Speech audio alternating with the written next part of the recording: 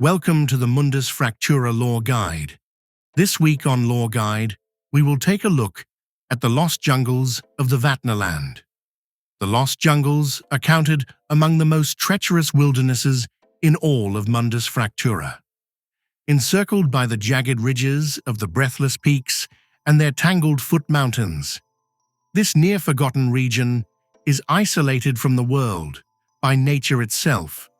The only entrance to the jungles on the far southwestern shores of the Great Lake sports a series of hazards that have long deterred exploration of these verdant yet dark lands. The southern reaches of the Great Lake itself are generally avoided due to what is known as the maelstrom. This expanse is a roiling region of waves and chop, and at its heart lay a Brobdingnagian vortices, the moor.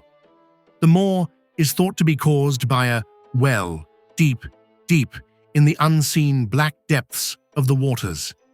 The southern lake is fed by the Spate River, a ferocious, wide, and incredibly fast-moving waterway whose impressive flow adds to the turbulent waters of the maelstrom.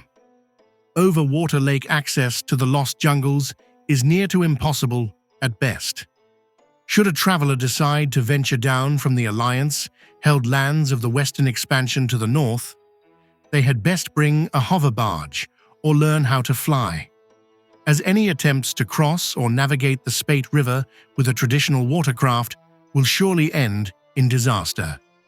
But let's pretend that you're either very lucky or foolish and have made landfall on the eastern or northern border of the lost jungle.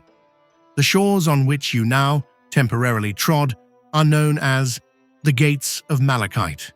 The lands are rich, lush, dense, and in fact completely choked with plant life, which, should you have time to notice, moves without wind. Even the ground itself is green, rich beyond measure, with exposed seams of copper and strange formations of its namesake mineral, malachite. The air of this region is sweet-smelling, tropical, and reminiscent of petrichor. Carried on the warm ambrosial breeze is a pleasant trill and hum of the jungle's insect and animal life. But do not breathe too deeply, nor tarry long on the green shores of the gates to the jungle beyond. There are fungal spores which travel on even the gentlest of zephyrs.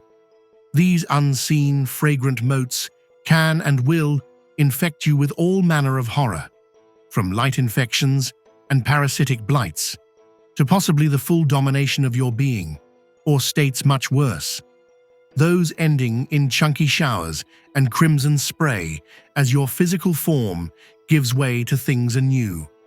I would go into detail on the laundry list of nightmares that would greet you if the wildlife of the jungle beyond were to learn of your presence. But we could be here all day with that, and I have much more still to tell you, and little time to do it. If you make it off of the copper shores and manage to avoid the grasping and groping rooted plant and fungal life, pushing deeper into the interior of the Gates of Malachite, you will experience a daunting and near unpassable jungle. The forest floor is black and perilous. It is strongly advised that you avoid the precious few shafts of light which penetrate the tightly woven forest canopy. As in many locations of Mundus, as is true here on Earth, you might equate such shafts of golden, warm light to hope.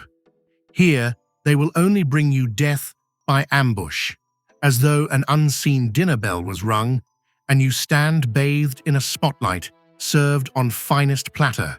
Should you persevere on the back of fortune through the near-infras-like hell into the area's heart, you will come upon the lands of the ancient Grove of Woad.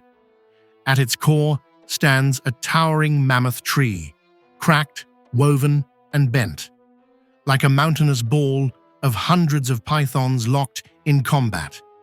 This is Mater Familias, the mother, the place of end, or the grave of life. The grove itself is a great metropolis of many species of quarry, and Mater Familias is the place where the elder of their kind essentially go to die. But yet, it is not death, but a new birth, a merger with the others before them, where they become anew to live forever as part of the great tree, ancient beyond knowing. The countless quarry of the grove are exceptionally wary of outsiders. They have a hair trigger, a propensity towards disproportionate violence, and are frequently murderous in reaction towards slights from outsiders. Extreme caution is advised when dealing with them, as they are nothing like quarry found elsewhere on Mundus.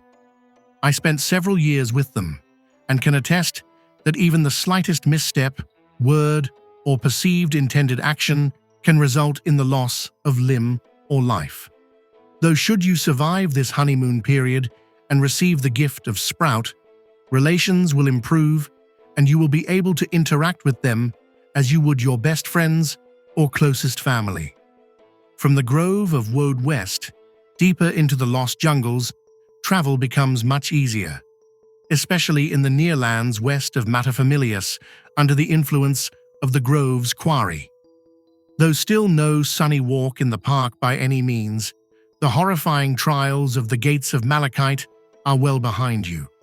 Keeping the idiosyncrasies of Mundus Fractura in mind, the jungle itself is very reminiscent of many jungles found here on Earth. As seen from the air, the western canopy of the Lost Jungle is clearly divided, slicing through the jungle canopy, a great jagged chain of mountains running from the breathless peaks in the south and terminating in a great ring known as Puha Ima, or the Holy Mother Crater.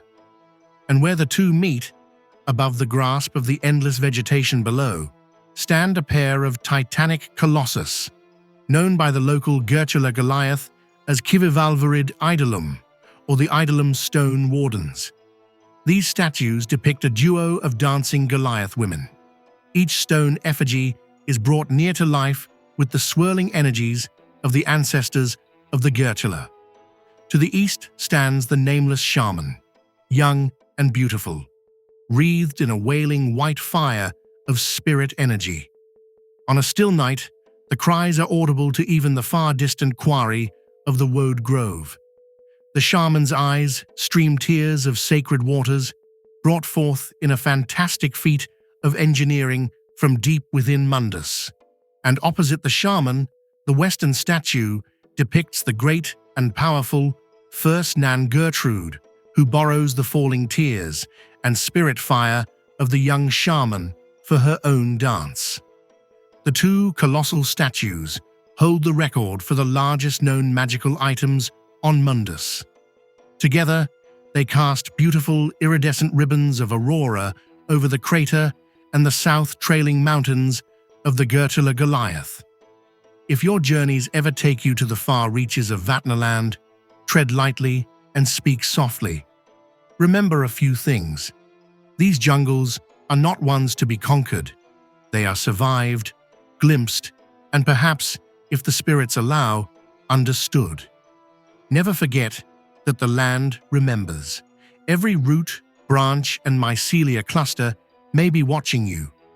The Lost Jungles are not merely a place on a map. They are a living memory of power, beauty, and peril in equal measure. All is written in root and ruin, in the breath of ancient plant, fungus, and animal. To walk there is to step between life and something older. Few return unchanged, and fewer still return at all. That is all for this time. I hope you have enjoyed this episode. Stay tuned for future lore guides, and thank you for listening. Goodbye for now.